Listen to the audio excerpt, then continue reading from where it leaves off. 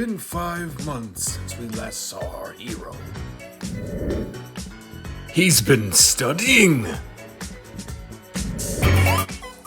He's been helping.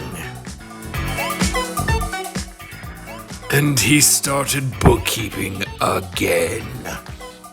Offering more services you probably don't understand. Wow, that voiceover guy was right. It has been a minute. Like, I am worried about the quality of this video. I may be doing things that I normally wouldn't do just out of pure rust, like looking at the wrong part of the camera or something.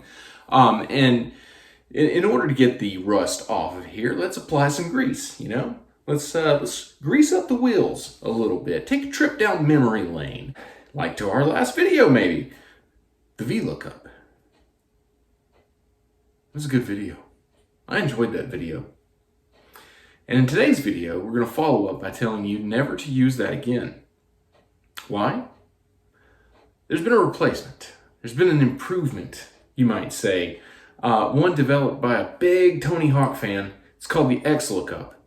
And it takes all the things that VLOOKUP had as a downside and just, you know, kicks them to the curb. You may not have seen my foot there, but I kicked VLOOKUP straight to the curb. So in order to follow up in our trend of getting videos out on a routine basis, let's get on with today. What could be this week's video probably will be this month's video, just because we're really busy over here.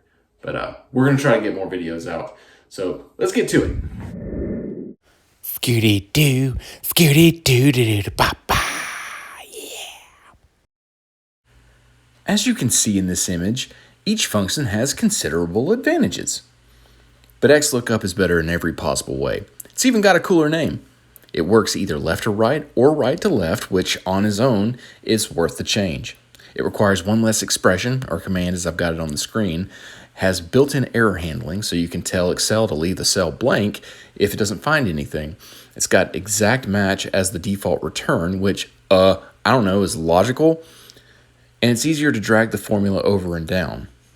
Why didn't I find this sooner? It's been around since 2019, which I can't think of anything that's happened around that time or since that would have distracted me. So why don't we set up the magic show? In order to set up this magic show, we have to know how the XLOOKUP works. That's the values and arrays that we're going to have to input into this function to make sure it spits out what we want. This is commonly referred to as syntax. Syntax. XLOOKUP changes ever so slightly from VLOOKUP in its syntax. Syntax. To illustrate, remember the Jerry example from the VLOOKUP video? On VLOOKUP, you have a lookup value, and you group your lookup array and return array. Well, in XLOOKUP, there's no grouping. Type in your lookup value, your lookup array, and then your return array. And if you want to stop there, you can. In this example, either the blue or green column can be the lookup array and vice versa. Why has this taken Microsoft so long to develop?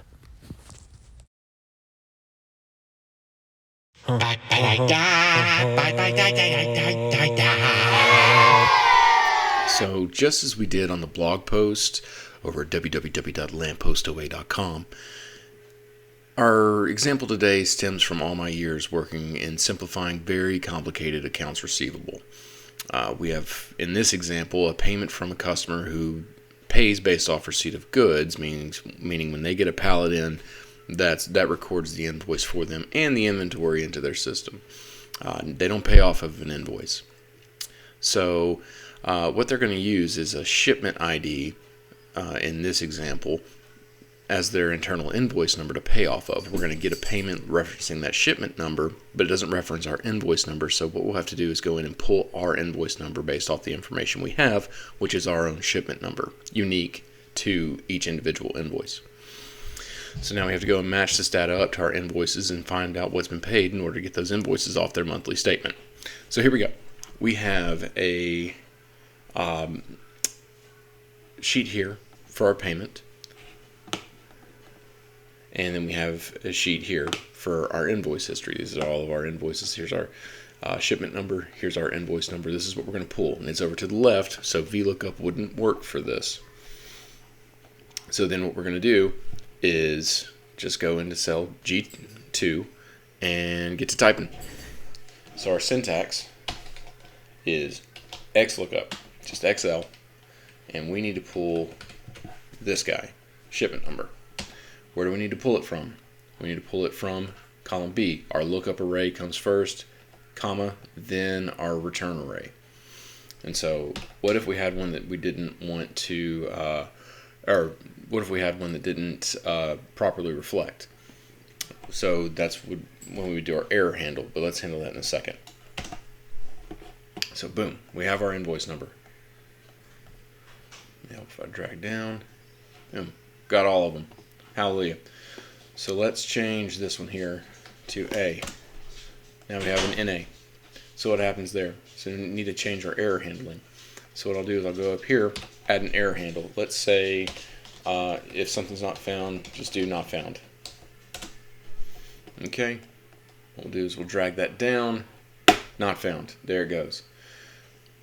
Alright, so let's go back in, change that back.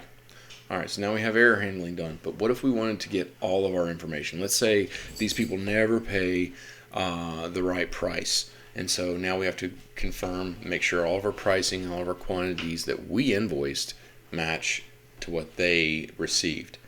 So what I'm going to do here instead is we're going to use some absolute references. And so we'll be dragging across, so we need to only absolutely reference the column number. We want the value to change every time we go down, but we don't want it to change every time we go across. So what we'll do is add our little dollar sign there.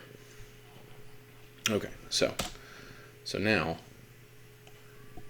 I can do this and it gets me not found because we're scrolling across, but these columns are changing every time we go. So what we want to do here, since we want the return values to be the same, what we want is to absolutely reference our shipment number, but not absolutely reference the rest of the data, the return arrays.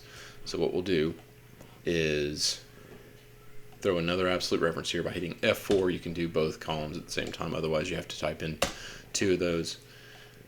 And you can even, I'm going to copy, just because I don't want to have the formatting go to, you can copy the function up there, and voila, you get all my information. It's all coming over because it's referencing shipment number, which is the exact same as it is in this table. So now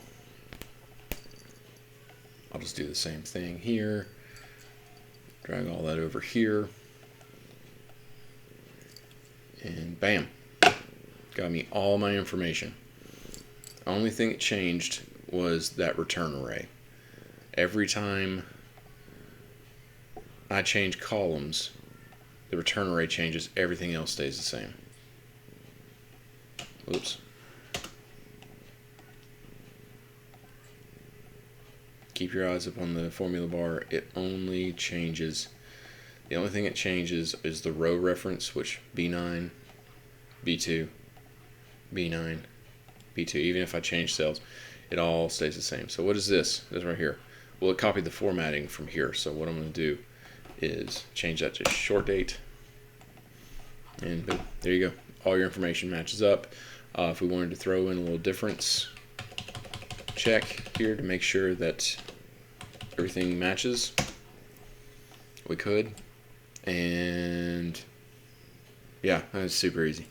So much better than VLOOKUP. So few issues that I ran into for this. So way to go, Microsoft. Did a much better job.